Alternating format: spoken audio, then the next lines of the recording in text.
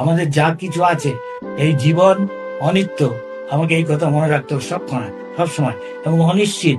যে কোনো মুহূর্তে এই যে মনুষ্য যখন পেয়েছি, এই জন্ম মৃত্যু জরা ব্যাধি 84 লাখ যে যে জীবজনী আছে, সেরকম যে জন্ম না পেয়ে মনুষ্য জন্ম পেয়ে আমি অত্যন্ত ভাগ্যবান, ভাগ্যবতী। এবং এটা আবার অনিশ্চিত, কখন আমি এই সুযোগ যাবে কি বলা যায় না। যে কোনো সেকেন্ড, এই মুহূর্তে আমার হার্ট অ্যাটাক করে মনে পড়তে পারে। এই জন্য বলেছে, জীবন অনিত্য জানো স্যার ভক্তিবিনোদ ঠাকুর। এই জীবনটা অনিত্য জানতে হবে এবং অনিশ্চিত। সেই জন্য যত বড় হরিভজন করতে পারলে ভালো, তো সেইটাই আমাদের সঙ্গে যাবে, যাতে নাকি এর পরের জীবনে অন্তত নিশ্চিত আমরা মনুষ্য শরীর পাবো একটা ভালো। যতটুকু বাকি আছে খ্রিস্ট কনসিয়াসনেসের আমার অভাব আছে, সেটুকু পূর্ণ করতে পারবো। আর যে হরিভজন করবে না, সে সে তার মধ্যে মূর্খ আর কেউ নেই। যতই জড়জাগতিক বিচারে সে বড় বিরাট ব্যক্তিত্ব, তার ভবিষ্যৎ অন্ধকার।